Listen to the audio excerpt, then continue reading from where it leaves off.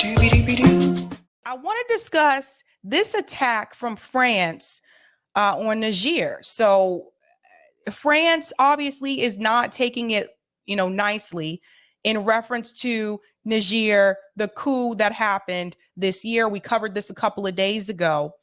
They don't seem to be accepting the fact that coup leaders in Niger do not want France meddling in their country anymore. They don't want France taking their resources. They want to be left alone. And they already issued a warning that we covered a couple of days ago that if they saw them intervening again, they would consider this to be a declaration of war. Before we get into the attack from France, I just want to echo something here from Black Agenda Report, just to remind you why the coup happened, whether you agree with it or not. So let's go ahead and get into the first part here. This is from Black Agenda Report. It says all Africans should condemn the call for an ECOWAS, I call it ECOWAS. I'll explain that in a second. For an ECOWAS-led military invasion. And you can see here people here in support of the coup. And so let's get into, I think I'm just going to do these first 3 paragraphs just to give you the backstory again, in case you missed the story we discussed last time. The African team of the Black Alliance for Peace and the U.S. Out of Africa Network condemned the threats on the Economic Community of West African States, so I call it ECOWAS, to lead a military intervention into Niger.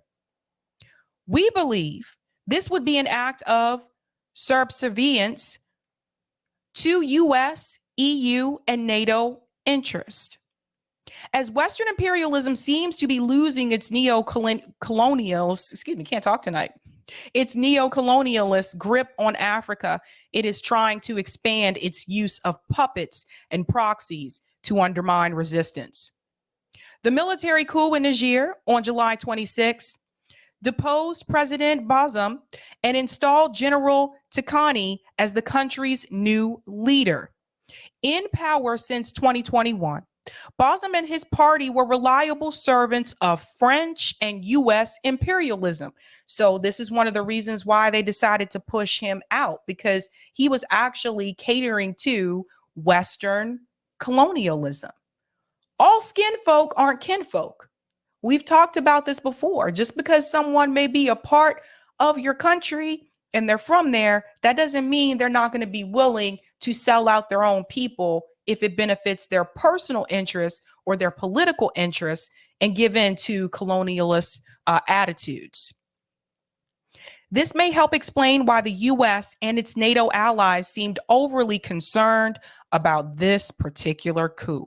The West's hypocritical claims of standing for democracy in Niger fall flat when compared to its response to the military coup in Sudan, as well as the political repression faced by the popular movement in that country.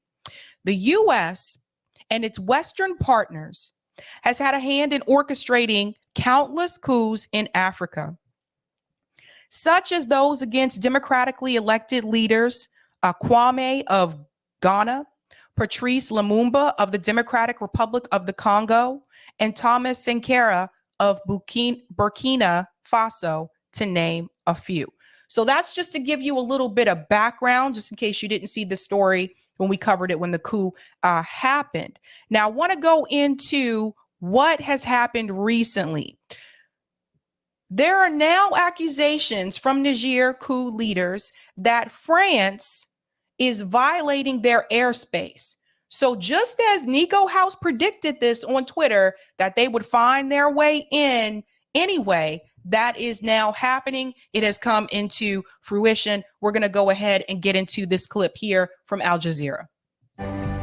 Niger's coup leaders are accusing French troops of carrying out a plan to destabilize the country. They say French forces released rebel fighters. Now, France has more than 1,000 soldiers in Niger as part of a mission against armed groups. The Council wishes to announce the extremely serious events that are underway in Niger due to the behavior of French forces and their accomplices on our territory. Indeed, today at around 6:30 a.m., a position of the Niger National Guard was attacked. 30 kilometers from the Samaria gold site. At this moment, the toll is not yet established. So let me pause here for a second. So I just want to reiterate something that the commentator mentioned, that there were over 1,000 French troops in Niger. Now, again, their leader did announce that any type of intervention from them, they will see this from the West, they will see it as a declaration of war. So get ready, people. If this doesn't settle pretty soon, we could possibly see another conflict happening as well. Emin Idris is following developments for us from Abuja in neighbouring Nigeria. According to the spokesman of the military leaders in Niger, the incident happened today, this morning, around 6:30 in the morning in the Tilaberi region. This is an area where we've seen a lot of activity, militant activity from groups linked with Al-Qaeda and ISIL.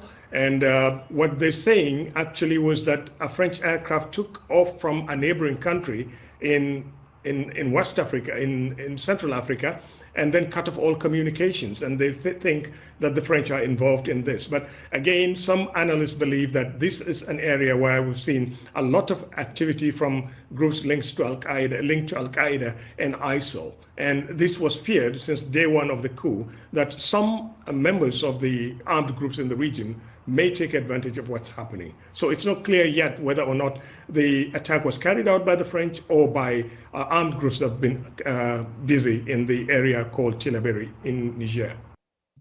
So I'm going to go ahead and disagree with what he said in reference to it's not clear.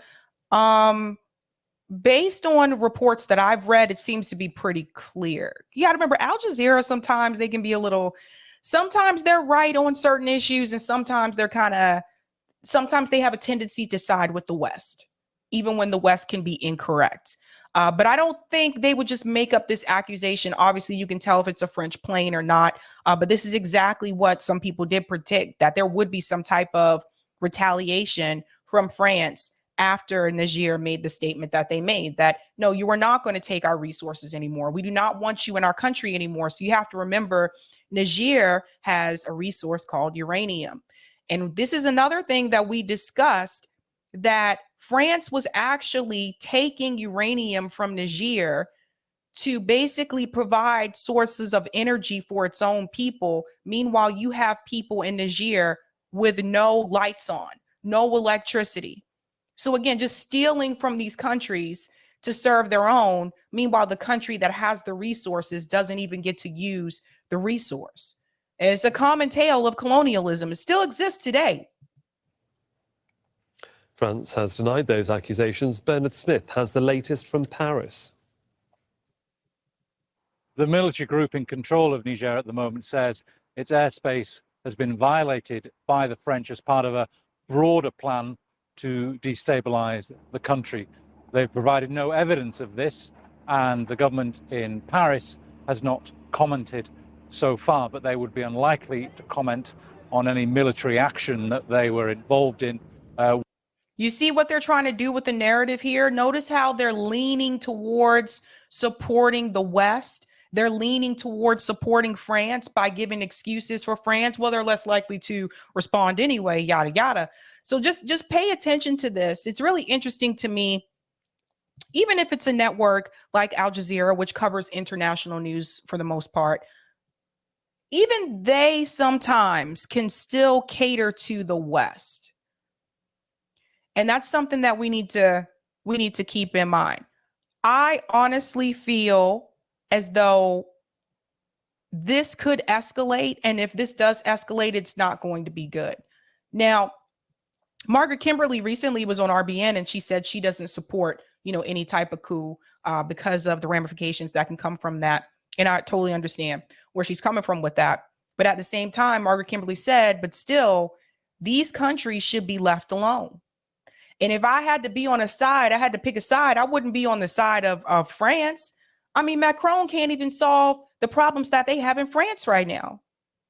There are people in France, like, again, the protests and everything that have been happening, people demanding more from their leader of France. He can't even fix his own country, but he has his hands in everyone else's. Let's continue. While it was taking place, It's not the first time the French have been accused of violating airspace in Niger. On a previous occasion, they've denied it. There is a lot of anti-French rhetoric in that part of the world it's been involved. Anti-French rhetoric is involved in the other coups that have taken place, notably in Mali and Burkina Faso, which have voiced their support for the military junta ruling Niger. But so far from the French, no comment. There are about 1,500 French troops in at least 2 different bases in Niger, and there are American troops there as well. And neither one of them should be there. American troops should not be in Niger, and French troops should not be in Niger. Why do we have these bases all over the world? They should not be there. Leave these people alone and let them govern their own countries. Stop coming in and removing their leaders. Stop stealing their resources. Leave these people alone. No indication or that they've been involved in any military activity, and no indication or no signaling from the French or the Americans that is taking place or is taking place. Right. And they would be so truthful about that because why? Now, I want to get into this clip here from Nico because I thought Nico's really good at these short clips that he does for Hotspot. Him and Nick have really been killing it. But Nico breaks it down in a way that I think you should see as well. He said that France attacked Niger's National Guard. France violated international law and attacked a sovereign nation having an internal conflict. Neo-colonialists will ignore this because international laws never apply to the colonizers, only the colonized. And this is 100% spot on. Let's hear what Nico has to say. This is not a drill. The Niger junta has said that the French armed forces have attacked Niger's National Guard and violated their no-fly zone ordinance. Now, France has denied all of these accusations. I mean, I'm not gonna lie, I don't really fucking believe them, but they denied it. Now, a few days ago, I did a video specifically detailing why France has the most to lose if Niger's coup was to stay in place. And I said that they would be the ones to attack. And if what the junta is claiming is true, then France literally just said, fuck ECOWAS, fuck international borders, fuck international law. We're going to invade because our country literally cannot survive without stealing uranium from Niger. Now, some were claiming that this was merely just another coup in Africa and it will be quelled just like all the other coups. And most people won't really care about it. And I had been saying for some time that this could spark World War III because there are too many resources, too much oil, too much gas, too much uranium, too much gold. And too much of the fact that these other countries don't actually have their own resources or use their own resources, or they have overused their resources, so they steal another country's resources. You have to think about this. Like, why is this happening? Why are they doing this? For all the people who make fun of countries in Africa, and I've seen this oftentimes where people will make fun of African people, the way that they talk, the way that they dress. They'll make fun of the fact of people in Africa living in like poverty or living in huts, which that's not the case for everyone, by the way. There are cities in Africa as well.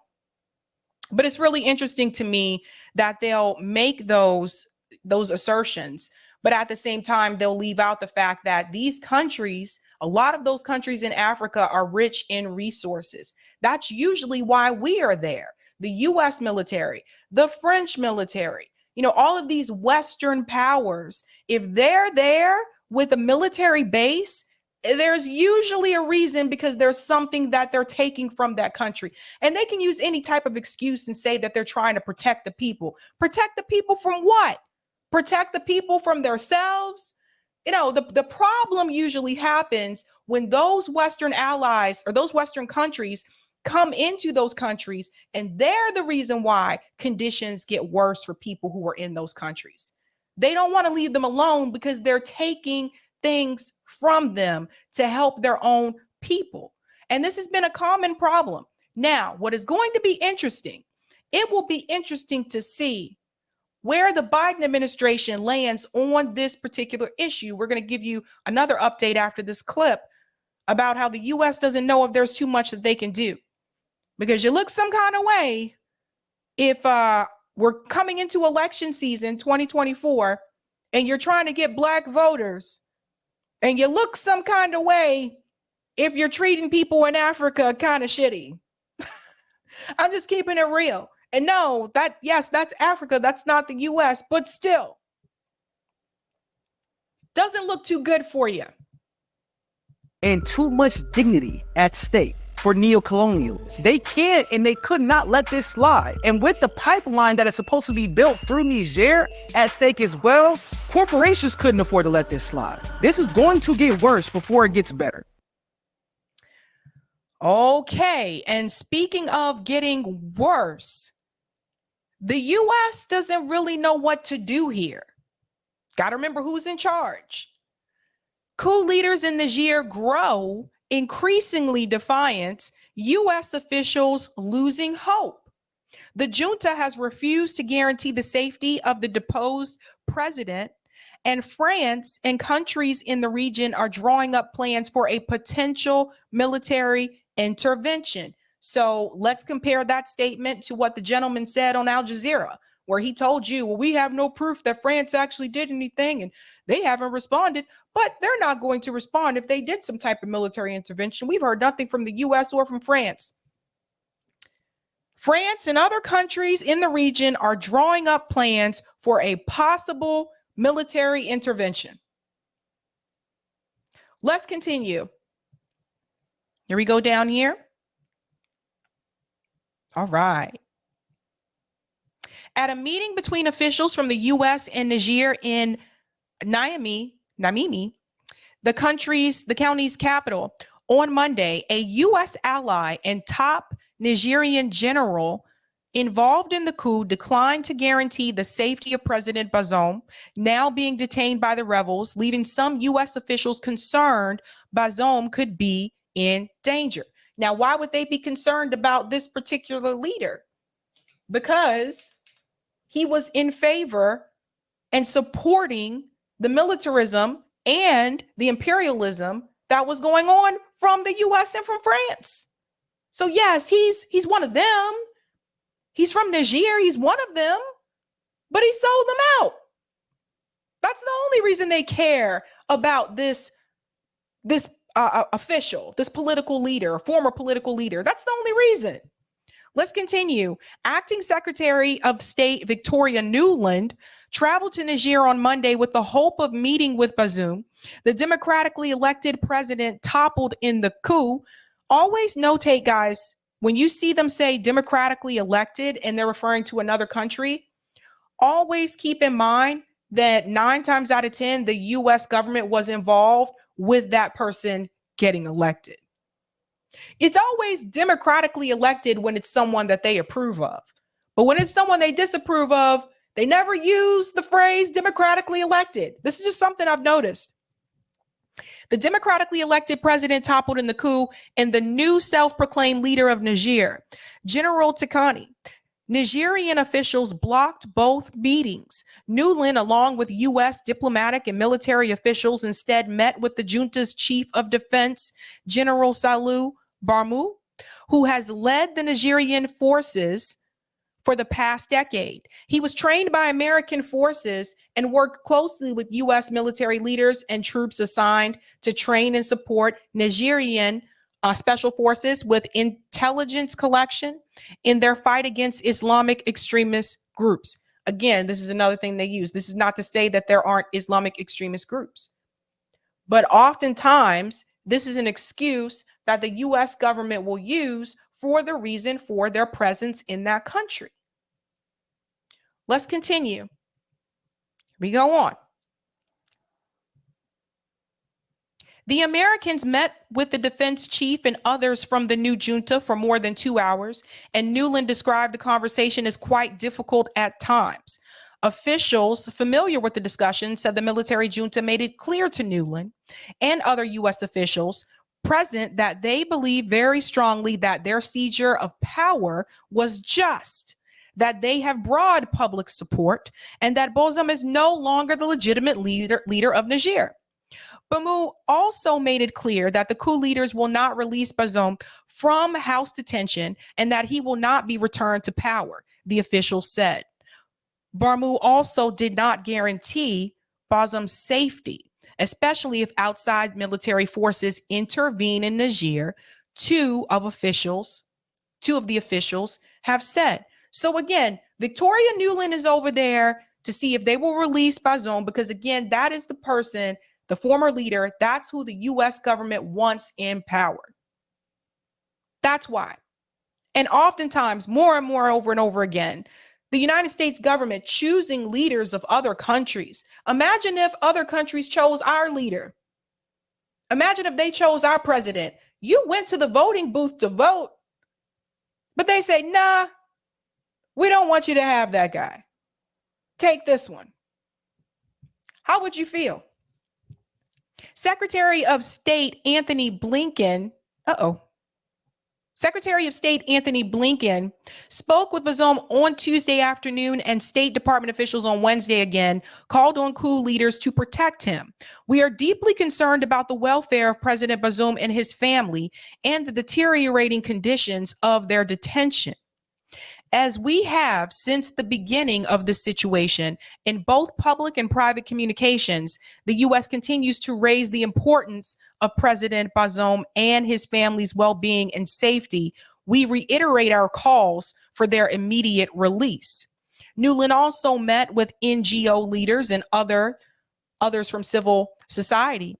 She heard very clearly from them that they are deeply concerned about the situation. It is clear there are many people who aren't going to stadiums and marching in the streets the way you see so-called supporters of the junta doing, because they have real concerns about their safety if they do so.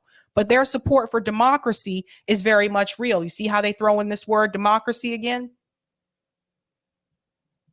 We have to help the people fight for their democracy.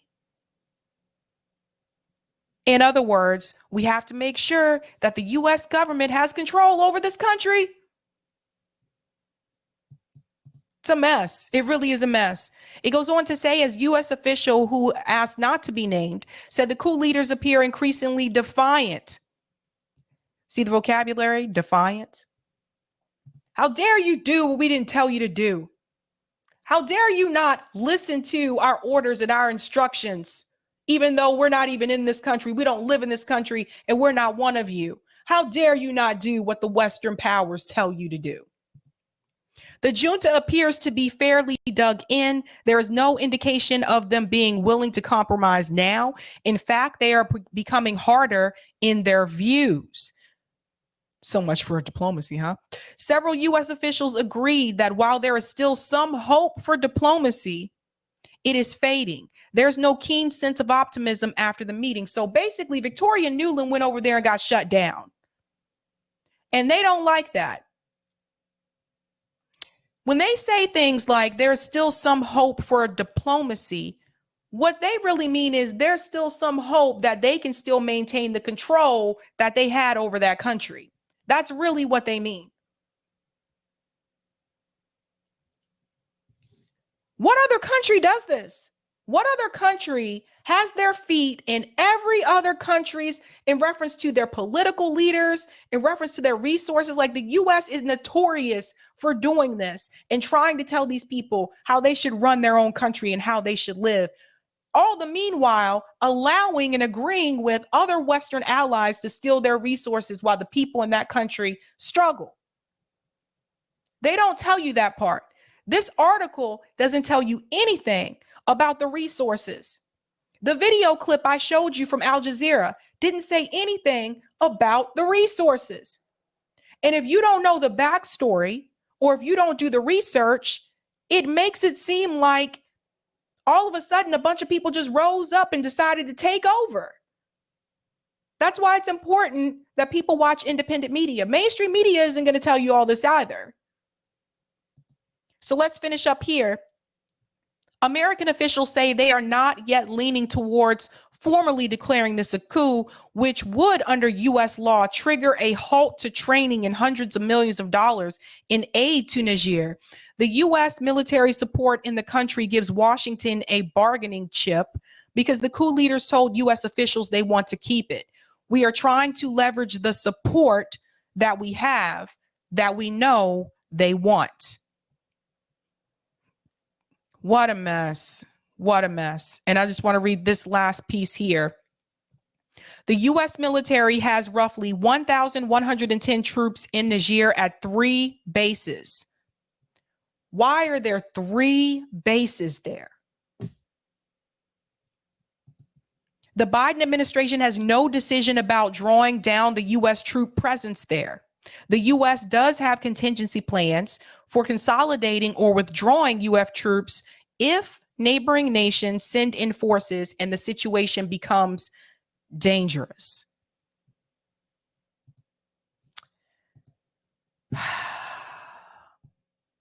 You have the conflict in Sudan. That could be the next proxy war. Now you have the situation in Niger. This could be another proxy war. They just continue to keep these wars going just to continue to support the military industrial complex. More war, more money. That's it. We have no business over there and no business trying to tell those people what they should do in their country. I'm going to go to some of the comments. Thank you for the super chat, Perry. France should solve its problems first. I agree with you 100%. 100. Shout out to JB, says, hello, everyone. Greetings, Dwayne, says, the problem is colonialism and neo-colonialism. Bingo. And Alice says, it's just amazing, the U.S. here, there, everywhere. Imperialism on steroids. Everywhere.